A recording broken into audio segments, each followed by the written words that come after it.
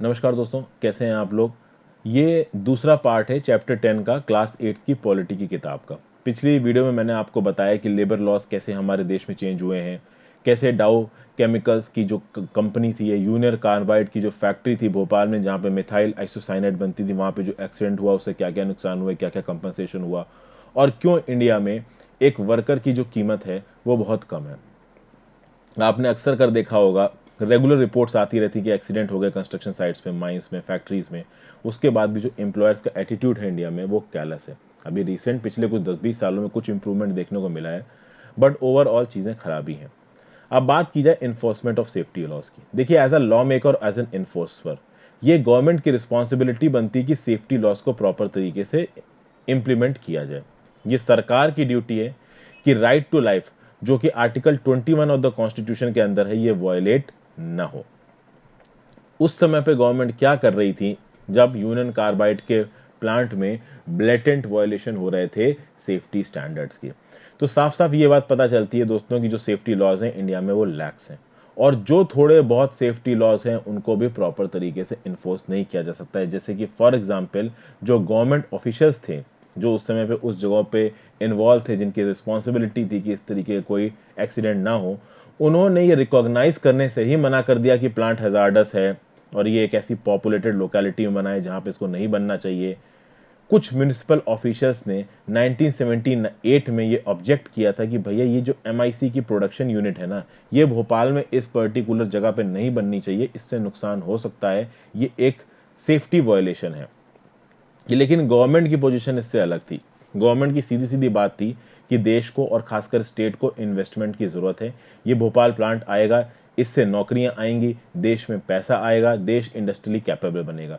तो उस समय पे गवर्नमेंट के लिए ये बोल देना कि यहाँ प्लांट ना बनाओ, या ये बोल देना कि यूनियन कार्बाइड जैसी कंपनी क्लीनर टेक्नोलॉजी को अडॉप्ट करें, सेफर प्रोसीजर्स को अडॉप्ट करें। क्योंकि अगर आप गवर्नमेंट के पर्सपेक्टिव से देखोगे तो गवर्नमेंट क्या करती है, गवर्नमेंट इस तरीके की कंपनीज को रिझाने की कोशिश करती है कि वो इंडिया में आए। इन कंपनीज के बाद बहुत से ऑप्शन है, जैसे कि बांग्लादेश, वियतनाम, फिलीपींस, थाईलैंड, इस तरह की कंट्रीज भी इंडिया के साथ compete करती हैं अपने यहाँ बिजनेसेस को बुलाने के लिए, अपने आप को इंडस्ट्रियली डेवलप करने के लिए, और इंडिया भी यहाँ पे टक्कर ले रहा है। तो उस केस में यूनियन कार्बाइड के ऊपर जो रेगुलेशंस लगने चाहिए थे वो गवर्नमेंट ने लगाए नहीं। जो गवर्नमेंट इंस्पेक्टर थे वो लगातार अप्रूव करते गए प्लांट के प्रोसीजर्स को। पहले छोटे मोटे इंसिडेंट हुए लीक्स के प्लांट से, जहां पे एक दो लोगों की जाने गई, उनके बाद कुछ एक्शन लिया जा सकता था, पता चल रहा था चीजें सीरियसली रॉन्ग है, तब भी लोगों ने ध्यान नहीं दिया और फाइनली ये भोपाल वाला इंसिडेंट हुआ। आगे बढ़ने से पहले फ्रेंड्स, वीडियो पे लाइक का बटन जरूर दबा दीजिए अगर अब तक आपने नहीं दबाया तो। चैनल को सब्सक्राइब कर लीजिए अगर अब तक आपने नहीं किया हो। मेरे द्वारा बनाई गई और वीडियोस को देखने के लिए आप चैनल पे ज्वाइन बटन दबा के चैनल के मेंबर भी बन सकते हैं। उसके साथ साथ दोस्तों, टेलीग्राम ग्रुप ज्वाइन कर लीजिए, वहां पे आपको लेक्चर्स की पीडीएफ मिलती रहती है। तो यहाँ पे गवर्नमेंट ने जो कुछ भी किया वो बिल्कुल गलत था। गवर्नमेंट का काम होता है लॉ मेकिंग का और इन्फोर्समेंट एजेंसी का, लेकिन गवर्नमेंट ने काम नहीं किया। लोगों के इंटरेस्ट को बचाने के बावजूद गवर्नमेंट लगातार डिस्कार्ड करती रही जो कुछ भी ये प्राइवेट कंपनियां करती हैं, कर रही थी। मतलब ये जो यूनियन कार्बाइड कंपनी जो कुछ भी कर रही थी, इसको लगातार जो गवर्नमेंट थी डिस्कार्ड करती रही, और फाइनली आप देख सकते हो कि जो कुछ भी हुआ वो सही नहीं था। ये सब चीजें डिजायरेबल नहीं होती हैं। इंडिया में बहुत सारी इंडस्ट्री सेटअप हो रही हैं, लोकल बंदे भी इंडस्ट्री सेटअप कर रहे हैं, जो लोकल बिजनेसेस हैं, फॉरेन बिजनेसेस भी इंडस्ट्री सेटअप कर रहे हैं। इसीलिए तो वर्कर्स को प्रोटेक्ट करने के लिए जो लॉ बनाए जाने चाहिए वो अच्छे होने चाहिए, उनसे वर्कर्स के राइट्स बचने चाहिए, और इन लॉस का बेटर इन्फोर्समेंट होना चाहिए। एक केस यहाँ पे आपको पता चलेगा। एक ट्रेवल एजेंसी कंपनी ने एक ग्रुप ऑफ टूरिस्ट को 8 लाख रुपए एज कंपनसेशन दिया। क्यों कंपनसेशन दिया? क्योंकि इस टूरिज्म कंपनी ने इस ग्रुप के लिए टूरिज्म ऑपरेट किया था, मतलब कि ट्रिप वगैरह बुक किया था। अभी जब ये ट्रिप करने गए तो पेरिस में इनका जो डिज्नीलैंड का जो ट्रिप था और जो पेरिस की शॉपिंग थी वो मिस हो गई। इन्होंने अपनी आइटनरी में दिखाया कि हम ये दो चीजें आपको कराएंगे, बट एक्चुअली में इन्होंने दो चीजें कराई नहीं। तो ऑब्वियस सी बात है कि ये जो टूरिस्ट वाला ग्रुप था इसने जाके कोर्ट में अपील फाइल की, और इस टूरिस्ट कंपनी के ऊपर 8 लाख रुपए का फाइन लगाया गया। तो आप देखो कि सिर्फ उनको डिज्नीलैंड नहीं ले जाया गया और पेरिस में शॉपिंग नहीं करने दी, तो उनके ऊपर इतना हैवी फाइन डाल दिया, और इंडिया के एक वर्कर जिनकी जान माल पे बातें आ गई हैं, उनकी पुश्तें तक खराब पैदा हो रही हैं, उसके बाद भी उनको इतना कम कंपनसेशन दिया जा रहा, तो इसका मतलब सीधी सीधी बात क्या है कि इंडिया के वर्कर की कोई वैल्यू नहीं है, इंडियन जानों की कोई वैल्यू नहीं है इन कंपनी की नज़रों में। और कंपनी को क्यों बोले, हमारी खुद की सरकार की नज़रों में, क्योंकि हमारी खुद की सरकार हुई थी लोगों को बचाने में फेल हो गई थी। फिर आगे बात करते हैं, डाउ how many more must die. यहाँ पे आपको इसी जो डाई केमिकल प्लांट है उसके पास की फोटो नजर आ रही है। ये हैंड पंप है, इस हैंड पंप में देखिए रेड पेंट कर रखा है। इस रेड पेंट का मतलब क्या है कि ये जो इलाका और यहाँ पे जो ग्राउंड वाटर है वो यूनियन कार्बाइड की फैक्ट्री की वजह से पॉल्यूटेड है, इसलिए यहाँ से पानी पीना नहीं है। लेकिन इन बच्चों के पास और इनकी जैसी बहुत सी फैमिलीज के पास कोई ऑप्शन नहीं है, कोई पीने का पानी सोर्स नहीं है, तो उनके पास कोई ऑप्शन ही नहीं है, वो यहीं से पानी भर के पी रहे हैं। यहाँ पे goal number 9 sustainable development goal क्या है, इंडस्ट्री इनोवेशन एंड इंफ्रास्ट्रक्चर। ये जो इंसिडेंट हुआ है ये इंडस्ट्री के गलत कामों की वजह से हुआ है, इसलिए यहाँ पे सस्टेनेबल डेवलपमेंट गोल में ये बताया गया है कि इंडस्ट्री इंफ्रास्ट्रक्चर को एक सस्टेनेबल तरीके से आगे आपको लेके जाना है, ना कि इस तरीके से कि वो लोगों के रहने को बर्बाद कर दे। फिर बात करते हैं कि भाई क्या क्या नए नए नियम कानून बनाए गए हमारे एनवायरनमेंट को प्रोटेक्ट करने के लिए। 1984 में बहुत कम ऐसे लॉज थे जो देश में एनवायरनमेंट को प्रोटेक्ट करते हैं। आपको पता है ना, इन्वायरमेंटल प्रोटेक्शन एक्ट आया है 1986 के बाद। उसके बाद एनवायरमेंटल प्रोटेक्शन पे एक बहुत बड़ा ध्यान दिया गया। हालांकि ये जो 1980s का एरा था, खासकर 1984 के बाद का जो समय था जब ये यूनियन कार्बाइड वाला इंसिडेंट हो गया था, उसके बाद एनवायरनमेंट को बचाने के लिए एक जंग सी छिड़ गई थी पूरे देश में। और गवर्नमेंट को भी समझ में आया कि भैया कुछ तो करना पड़ेगा, ये लोग बहुत ज्यादा नाराज हैं। तो पहली बात तो 1984 में कोई लॉ थे नहीं, जो थोड़े बहुत थे उनको प्रॉपर तरीके से इन्फोर्स नहीं किया जाता था। इन्वायरमेंट को खैरात समझा जाता था, फ्री इंडस्ट्री समझा जाता था। कोई भी इंडस्ट्री आके एयर को पॉल्यूट करती थी, वाटर को पॉल्यूट करती थी, हमारी रिवर्स, एयर, ग्राउंड वाटर ये सब पॉल्यूट करते थे, और लोगों की हेल्थ को कोई भी कंसीडरेशन नहीं दिया जाता था। तो यहां आप समझ सकते हो यूनियन कार्बाइड का जो प्लांट था, this was basically a beneficiary of lower safety standards. इनको किसी भी तरीके का पैसा नहीं खत्म करना था पॉल्यूशन को क्लीन करने के लिए। तो जो ये गंदी हवा उगल रहे थे, ना इनको हवा साफ करने की कोई जल्दी थी, और ना ही जो उन्होंने पानी गंदा किया है उसको साफ करने का इन्होंने रिस्पॉन्सिबिलिटी ली। यूएसए में जो भी कंपनीज ऑपरेट करती हैं, कहीं ना कहीं वो पहले ही इन्वायरमेंटल क्लीनिंग के एस्पेक्ट्स को क्लियर करती हैं। इसीलिए आप देखो, यूएस की ज्यादातर जो सप्लाई चेन्स हैं वो यूएस में ना होकर चाइना में। शुरुआत में वो चाइना गए, चूंकि यूएस में जो लोगों की सैलरी थी, जो प्रोडक्शन प्रोसेस थे वो बहुत महंगे थे, इन्वायरमेंटल जो लॉस थे वो बहुत स्ट्रिक्ट थे, चाइना में ये सब चीजें थोड़ी सी लैक्स थी, तो सबने जाके चाइना में अपनी सप्लाई चेन बना दी। इंडिया वालों ने भी बहुत बुलाने की कोशिश की इन इंडस्ट्रीज को, बट चूंकि इंडिया में उस लेवल का टैलेंट नहीं था, ना ही उस लेवल का इंफ्रास्ट्रक्चर था, तो ये कंपनीज इंडिया नहीं आई। तो भैया जब ये भोपाल कांड हुआ, इन्वायरमेंट का इशू भैया सबके सामने आ गया। हजारों की तादाद में लोग ऐसे थे जो इस फैक्ट्री के इंसिडेंट की वजह से अफेक्टेड थे। जब ये पॉइजनस गैस लीक हुई तो भैया फैक्ट्री बंद हुई। यहाँ पे लेबर्स के लिए तो प्रोटेक्शन थी, बट वो लोग जो इस गैस कार्बाइड प्लांट के आसपास रह रहे थे, उनकी जानें जो इफेक्ट हुई, उनके ऊपर भी तो इफेक्ट आया। बट ऐसा कोई भी नियम कानून नहीं था जो किसी थर्ड पार्टी को बचा सके। यानी कि एक पार्टी हो गई आपकी यूनियन कार्बाइड का प्लांट, दूसरे हो गए उसके अंदर काम करने वाले लेबर, तीसरे हो गए जो लोग इस गैस लीक की वजह से अफेक्टेड थे। इस गैस लीक के अफेक्टेड लोगों के लिए किसी भी तरीके का नियम कानून एग्जिस्ट नहीं करता था। तो यहां पे ये समझ में आया कि इंडस्ट्रियल एक्सीडेंट से रिलेटेड प्रॉपर नियम कानून होने चाहिए, ताकि इन बड़े बड़े इंडस्ट्रियल एंटरप्राइजेस को अकाउंटेबल ठहराया जा सके, पहले से ही अपने सेफ्टी पैटर्न्स को स्ट्रांग करके रखे। तो भैया आगे आने वाले सालों में आप देखोगे इन्वायरमेंटल एक्टिविस्ट की तरफ से बहुत प्रेशर आया, और इंडियन गवर्नमेंट कुछ नए लॉज लेके आएगी। अब ये बोला गया कि जो पॉल्यूटर है, जो गंदगी फैला रहा है, जो पॉल्यूशन कर रहा है, उसको रिस्पॉन्सिबल ठहराया जाएगा उस डैमेज के लिए जो कि वो एनवायरनमेंट को करेगा। क्योंकि एनवायरनमेंट एक ऐसी चीज है जो आगे आने वाले जनरेशन तक लोग इस्तेमाल करेंगे, और इस एनवायरनमेंट को केवल इंडस्ट्रियल डेवलपमेंट के लिए ब्लैटेंट तरीके से वायलेट और खराब नहीं किया जा सकता है। हमारी कोर्ट्स ने ऐसे बहुत सारे जजमेंट्स दिए हैं जो राइट टू हेल्दी इन्वायरमेंट को प्रमोट करते हैं। जैसे कि फॉर एग्जांपल एक जजमेंट है सुप्रीम कोर्ट का, Subhash Kumar versus state of Bihar 1991। इसमें सुप्रीम कोर्ट ने क्या बोला कि जो right to life fundamental right है under article 21 of the Indian constitution, इसके अंदर right to enjoyment of pollution free water and right to enjoyment of pollution free air भी शामिल है। यानी राइट टू लाइफ के अंदर right to pollution free air भी आता है और right to pollution free water भी आता है। और गवर्नमेंट रिस्पॉन्सिबल है कि वो लॉज बनाए, प्रोसीजर्स बनाए, जिससे पॉल्यूशन को चेक किया जा सके, नदियों को साफ किया जा सके और वो लोग जो गंदगी फैला रहे हैं उनके ऊपर हेवी पेनल्टीज को लगाया जा सके। चलिए अब एनवायरनमेंट की बात कर रहे हैं तो हम लोग देखते हैं एमिशन फ्रॉम व्हीकल्स की। देखिए गाड़ी जा रही हो, धुआं निकल रहे हैं, ये सारे सीन्स बहुत ही ज़्यादा कॉमन है। आप कभी भी रोड पे निकलोगे आपको बहुत सी ऐसी गाड़ियां दिखेंगी जो पॉल्यूशन फैलाती हैं थोक के भाव। 1998 के बाद सुप्रीम कोर्ट की तरफ से बहुत सी ऐसी रूलिंग्स आई हैं जिसमें बोला गया कि पब्लिक ट्रांसपोर्ट व्हीकल्स को आप डीजल से कंप्रेस्ड नेचुरल गैस में स्विच करिए। पब्लिक ट्रांसपोर्ट मतलब जो आपके ये बसेस वगैरह चलती हैं, तो इन बसेस को आप डीजल से सीएनजी में बदलिए। तो ये चीज़ हुई है दोस्तों।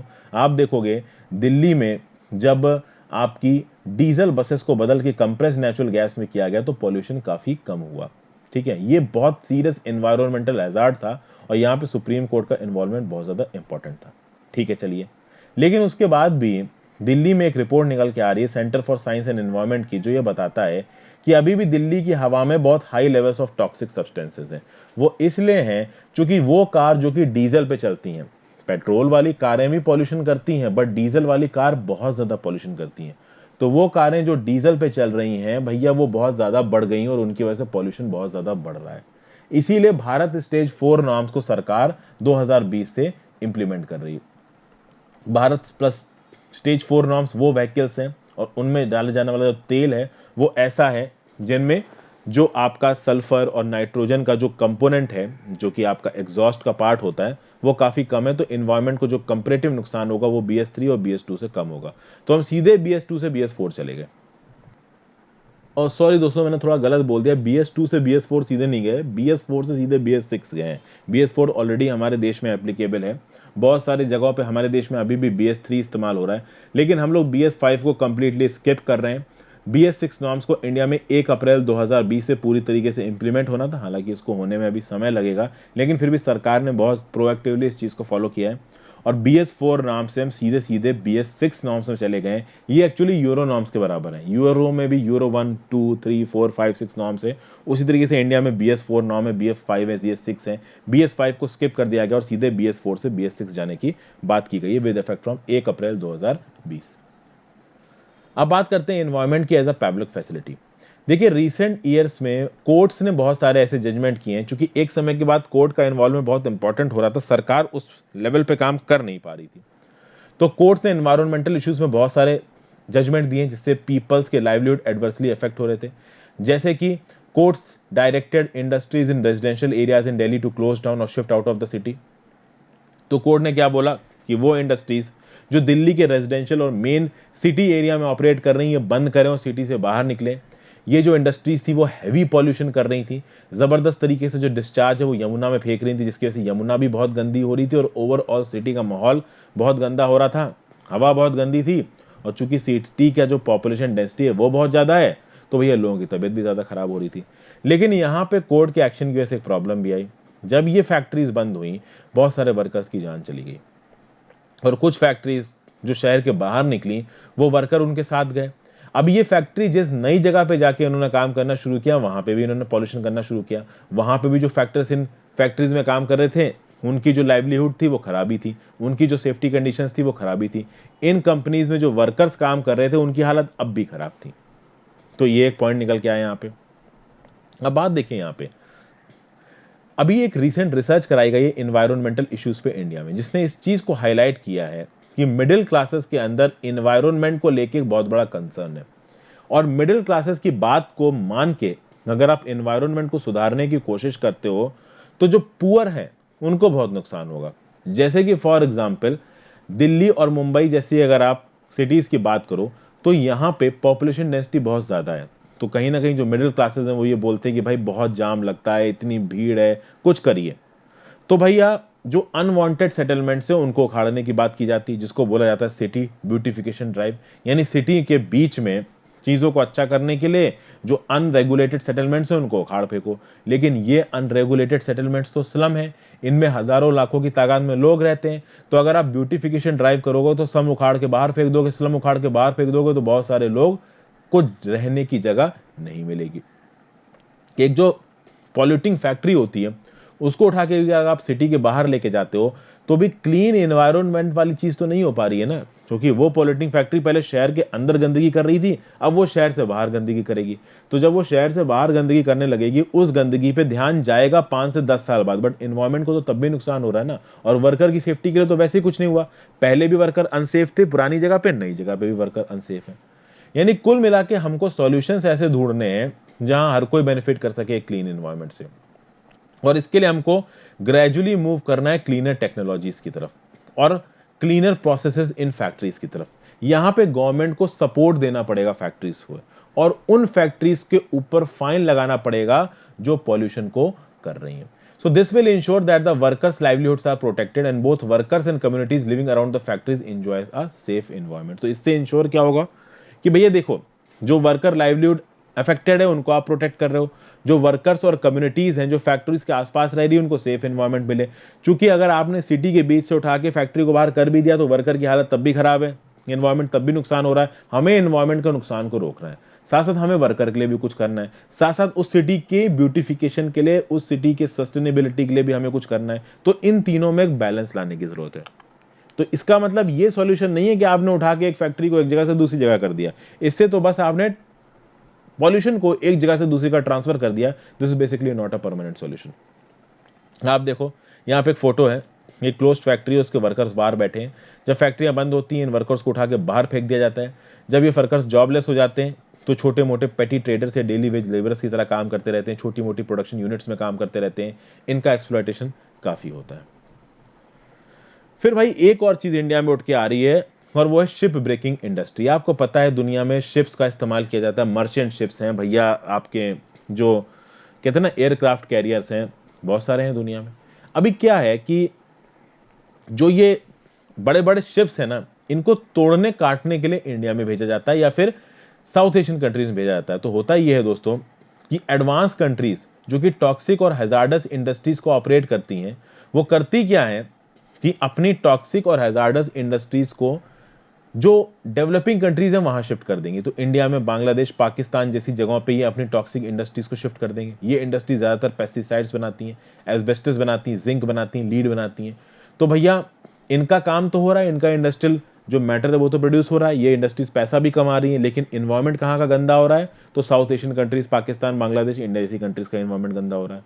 उसके बाद जैसा कि मैंने अभी बताया, शिप ब्रेकिंग इंडस्ट्री, ये अपने आप में एक हजार्डस इंडस्ट्री है। तो शिप्स का पूरा इस्तेमाल किया गया। अब जब ओल्ड शिप्स को तोड़ना है तो शिप यार्ड में भेजा गया बांग्लादेश और इंडिया में, और वहां पे जब इन शिप्स को तोड़ा जाएगा तो सारा पॉल्यूशन कहां पहुंच जाएगा? जहां शिप को तोड़ा जा रहा है। रिस्पॉन्सिबल कौन है? वो फॉरेन कंपनी, बट उस फॉरेन कंपनी ने अपना जो काम है वो इंडिया में किसी एजेंट को आउटसोर्स कर दिया, और इंडिया वाले को क्या फर्क पड़ता है? उसको पैसा मिल रहा है, इंडिया का एनवायरमेंट गंदा हो ना हो उससे कोई फर्क पड़ता नहीं है। यहाँ पे आपको दिख रहा है एक शिप को तोड़ा जा रहा है अलंग गुजरात में। तो इस तरीके की प्रॉब्लम्स को होलिस्टिकली एड्रेस करने की जरूरत है। मैं आपको एक और चीज बताता हूँ, हमारे देश में पानी की कमी है, मैंने आपको बताया था इससे पहले वाले चैप्टर में। आपको पता है जो डेवलप्ड कंट्रीज है ना, वहां पे जो वाटर इंटेंसिव क्रॉप्स हैं उसके एक्सपोर्ट पे बैन है। जैसे कि राइस पैडी एक वाटर इंटेंसिव क्रॉप है, तो यूरोप में आपने ज्यादा सुना नहीं होगा कि वो पैडी को एक्सपोर्ट करते हो या राइस को एक्सपोर्ट करते हो, लेकिन इंडिया से राइस बहुत एक्सपोर्ट होता है। इंडिया में पानी की कमी है, हम वाटर डेफिशिएंट कंट्री है, उसके बाद भी पैडी जैसी क्रॉप्स जिनको उगाने में इतना पानी लगता है उसको हम एक्सपोर्ट करते हैं।